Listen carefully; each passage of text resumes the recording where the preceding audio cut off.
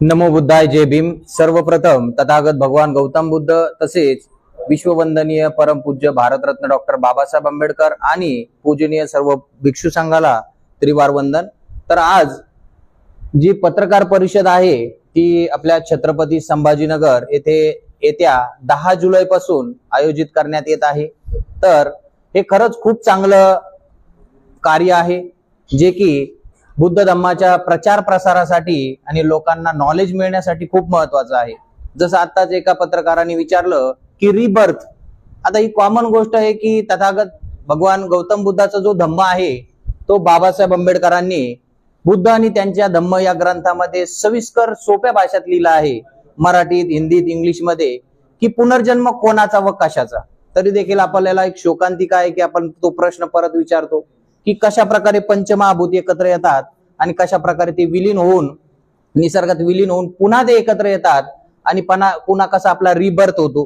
म्हणजे same to same जसाच तसा rebirth न होता वेगवेगळ्या 31 जन्मभूम्यामध्ये आपला जो रिबर्थ होतो त्याबद्दल आपण सखोल अभ्यास करू शकतो, जो बाबासाहेब आंबेडकरांनी बुद्ध आणि त्यांच्या धम्म यामध्ये लिहिलेला आहे। म्हणजे सांगायचं एक उदाहरण होतं की आपण खूप माग आहे आणि मग त्याच अनुषंगाने या आषाढी पौर्णिमे ते अश्विन पौर्णिमापर्यंत जो वर्षवासाचा पवित्र असा पर्व असतो बुद्ध धम्मातील लोकांसाठी, बुद्ध अनुयायांसाठी अस्मितेचा हा पर्व असतो आणि यामध्ये खूप सारं नॉलेज घेण्यासारखं असतं। आणि खरंच एक आनंदाची गोष्ट आहे की या छत्रपती संभाजीनगरामध्ये एक अभिधम्मा म्हणून ज्या आर्या जी आहे त्या खूप मोठं काम करत आहे, खूप धाडसीने, आणि त्यांना मार्गदर्शन असं लाभलेले आपले पूजनीय पूजनीय भदंत यश प्रज्ञाबोधी महातेरो, तसेच आज आपल्याला लाभलेले यम सत्यपाल महातेरो, की यांचं सर्व मार्गदर्शन असताना हा धम्माचा प्रचार आणि प्रसार होण्यासाठी खूप महत्वाचा आहे सध्याचा काळ। आणि आपण बघतोच आहे की सगळ्यांमध्ये अवेअरनेस वाढतोय आणि आणखी वाढावं याच उद्देशाने या अभिधम्मा आर्याजींनी हा खूप चांगला उपक्रम एक मनामध्ये आणला आणि त्यांना भरभरून सगळ्यांकडून प्रतिसाद आहे, आमच्याकडूनही वैयक्तिक प्रतिसाद आहे, तसेच लोकही अनुयायी इच्छुक आहेत की बरेच जण ज्यांना खरंच दीक्षित व्हायचं होतं पण काही ना काही अडथळे, राहण्याची व्यवस्था जी की आपल्याला भदंत यश प्रज्ञाबोधी महातेरो यांच्या सानिध्यात राहायलाही, एक सहवासात राहायलाही भेटणार आहे, म्हणून सगळे लोकही प्रसन्न आहे। ज्यांना ही पॉम्पलेट मिळाले आहे ते खूपच म्हणजे आनंदित आहेत की अशी श्रामणेरी शिबिर होते, तसेच ध्यान साधना शिबिरीचंही आयोजन आहे। येत्या 10 दिवस म्हणजे 10 जुलै ते 20 ते 21 जुलै पर्यंत हा श्रामणेरी शिबिरीचा कार्यक्रम असणार आहे। आणि सर्वांना आवाहन आहे की बघा, कुठल्याही धर्माचे असो अनुयायी, दानाला खूप महत्व आहे। मिलिंद प्रश्न या पुस्तकातही दिलेला आहे की आपण दान म्हणजे दुःखाचा समुद्र जर पार करायचा असेल तर आपल्याला दानाची जहाजेचा सहारा घ्यावा लागतो एक प्रकारचं। म्हणून एक दान पारमिता म्हणून जे ते आपल्या आर्यजींना तसेच या कार्याला मदत करतील अशी एक अपेक्षा त्यांच्याकडून बाळगतो आणि त्यांच्या पुण्यासाठीच त्यांनी भरभरून प्रतिसाद दिला पाहिजे, दान पुण्य केलं पाहिजे, यथाशक्ती जसं होईल तसं, असं माझं एक मत मी माझं व्यक्त करतो। आणखी काही असं आपल्या बुद्ध धर्मात बाबासाहेब आंबेडकर लिहितात, पुनर्जन्म कोणाचा व कशाचा।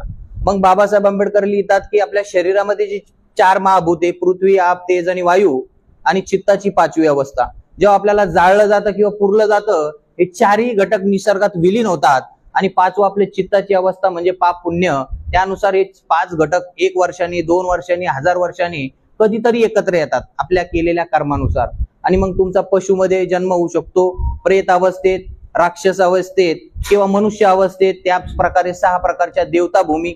देवता म्हणजे ईश्वर नव्हे तर ती मनुष्याची प्रगतशील अवस्था जी बुद्धिझम मध्ये त्रिपिटकात दिलेली आहे। तर अशा प्रकारचा पुनर्जन्म कोणाचा व कशाचा आपण पुस्तकात वाचलं तर सविस्कर आपल्याला समजते जे बाबासाहेबांनी लिहिलेलं आहे। Okay, so I came in year 2022. First I stayed in Gurgaon. Then after that I came to Aurangabad. As of now, I have lived here for 2 years in Aurangabad. ते 2022 मध्ये इकडे भारतात आले होते आणि ते या आधी गुडगाव इकडे राहत होते दिल्ली जवळ, आणि त्याच्यानंतर ते 1.5 वर्षानंतर 1.5 वर्ष आधी औरंगाबादला आले। Okay. So what purpose you have came here? Actually, I'm Happy Science Monk. Okay. Happy science नावाची एक संस्था आहे जपानची, त्याची एक भंतेजी I'm monk. Then, Happy Science is a Buddhist-based universal religion from Japan.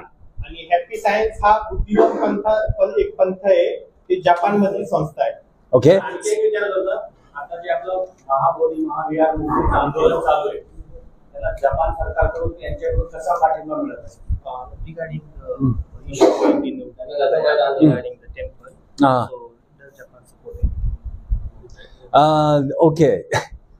This is, I cannot say as an opinion based on Japan. Okay. ते जपानच्या नेतृत्वाने त्याच्याबद्दल काही बोलू शकत नाही सध्याच्या घडीला. So I can say my personal opinion. हे त्यांचं वैयक्तिक मत सांगणार आहे. Okay. My personal opinion is a believer should organize their organization. Believers should organize their organization. जे पण तिथले समजा लोक आहे, ज्यांची त्यांच्यात आस्था आहे, जे बौद्ध लोक आहेत, त्यांनीच त्याच्याबद्दल काही करू शकता आणि तेच त्याच्यामध्ये काहीतरी बदल घडू शकता, असं यांचं मानणं आहे. This is my personal opinion. Subscribe now and press the bell icon. Never miss an update.